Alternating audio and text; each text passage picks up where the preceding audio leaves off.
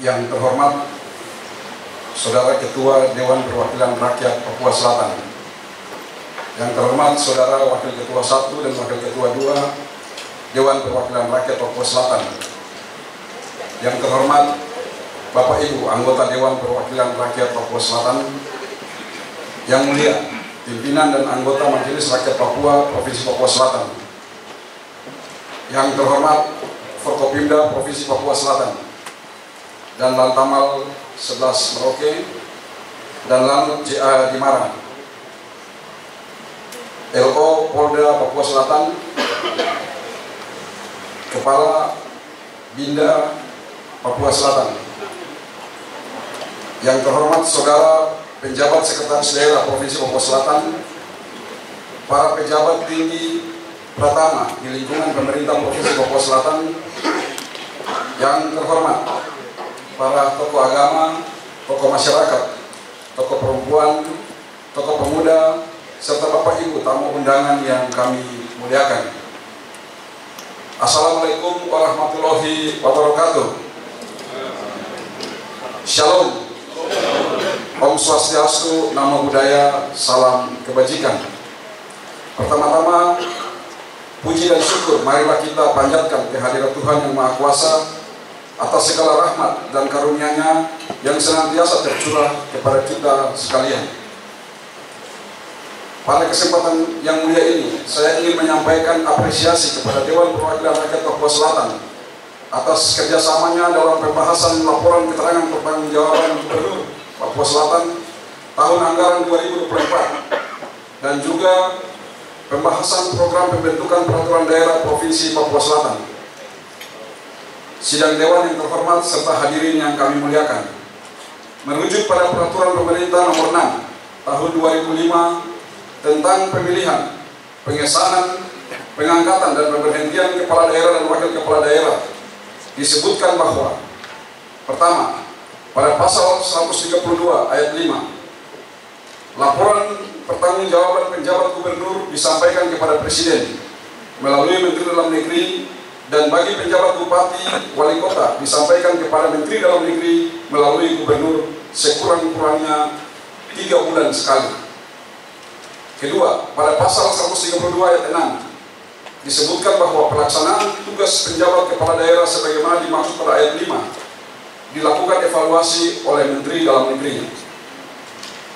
Berdasarkan amanat Peraturan Pemerintah Nomor 6 Tahun 2005, pelaksanaan tugas penjabat gubernur dalam penyelenggaraan pemerintahan Provinsi Papua Selatan tahun 2022 hingga tahun 2024 telah dilaporkan dan telah dievaluasi oleh Menteri Dalam Negeri melalui Inspektorat Jenderal Kementerian Dalam Negeri setiap 3 bulan sekali. Sidang Dewan yang terhormat serta hadirin yang kami muliakan, berdasarkan pasal 18 ayat 1 Undang-Undang Nomor 14 Tahun 2022 tentang pembentukan Provinsi Papua Selatan, disebutkan bahwa untuk mengefektifkan penyelenggaraan pemerintah daerah, pemerintah pusat melakukan pembinaan dan fasilitasi terhadap Provinsi Papua Selatan dalam waktu 3 tahun sejak diresmikan hingga tahun 2025. Sehingga berdasarkan arahan Menteri Dalam Negeri melalui Direktorat Evaluasi dan Peningkatan Kapasitas Daerah, bahwa Provinsi Papua Selatan diwajibkan menyusun LPPD, RLPPD, dan LKPJ tahun anggaran 2025 yang dilaporkan paling lambat 3 bulan setelah tahun anggaran berakhir, yaitu 31 Maret tahun 2026.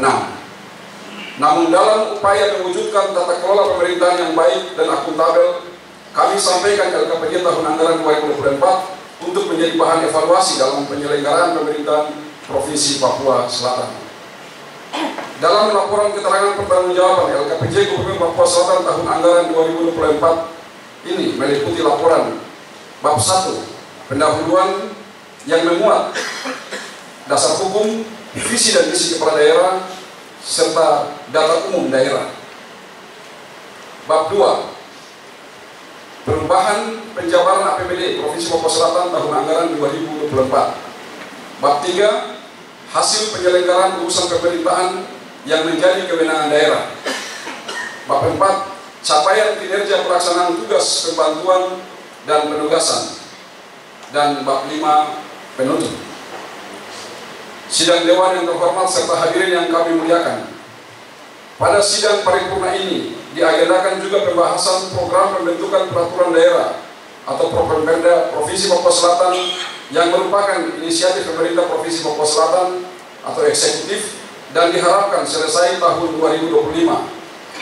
Adapun program pembentukan Perdasi-Perdasus yang disepakati oleh Dewan Perwakilan Rakyat Provinsi Papua Selatan dan pemerintah Provinsi Papua Selatan untuk masuk dalam Propemperda dan akan dibahas yang menjadi prioritas adalah: 1. Rancangan Peraturan Daerah Provinsi Papua Selatan tentang pajak daerah dan retribusi daerah. 2. Rancangan Peraturan Daerah Provinsi Papua Selatan tentang Rencana Pembangunan Jangka Panjang Daerah tahun 2025 sampai 2045. 3. Rancangan Peraturan Daerah Provinsi Papua Selatan tentang Rencana Pembangunan Jangka Menengah Daerah tahun 2025-2029. 4. Rancangan Peraturan Daerah Provinsi Papua Selatan tentang Rencana Tata Ruang Wilayah tahun 2025-2045. 5. Rancangan Peraturan Daerah Provinsi Papua Selatan tentang Perangkat Daerah Provinsi Papua Selatan. Dan yang ke-6, Rancangan Peraturan Daerah Provinsi Papua Selatan tentang Rencana Umum Energi Daerah tahun 2025-2034. Adapun apabila dalam proses ada penambahan rancangan perdasi yang dianggap penting sesuai dengan kebutuhan daerah, maka dapat diusulkan menjadi prioritas rancangan perdasi sebagaimana dimaksud. Maka pada kesempatan ini saya mengharapkan organisasi perangkat daerah pengampu dapat membantu dengan menyiapkan materi teknis kaitan rancangan Perdasi-Perdasus dimaksud sesuai dengan tahapan dan peraturan perundang-undangan yang berlaku. Saya optimis bahwa segala proses pembentukan peraturan daerah, baik Perdasi maupun Perdasus Provinsi Papua Selatan, dapat dilaksanakan dengan baik dengan memperhatikan ketentuan peraturan perundang-undangan yang berlaku sesuai dengan amanat Peraturan Menteri Dalam Negeri Nomor 19 Tahun 2024 tentang Peraturan Pelaksana Peraturan Pemerintah Nomor 13 Tahun 2019 tentang laporan dan evaluasi penyelenggaraan pemerintah daerah pada pasal 22. Maka diharapkan rekomendasi yang diberikan dapat menjadi acuan sebagai dasar capaian program kegiatan untuk perencanaan pembangunan baik dalam tahun berjalan maupun tahun berikutnya, dan menjadi masukan kebijakan strategis daerah, terutama dalam penyusunan RPJMD tahun 2025-2029. Sidang Dewan yang terhormat, keberhasilan dalam pembangunan daerah ini tidak dapat dicapai sendiri. Oleh karena itu, saya mengajak seluruh anggota Dewan yang terhormat untuk menjalin kerjasama yang harmonis dan konstruktif dalam merancang serta mengimplementasikan kebijakan demi kepentingan rakyat kita.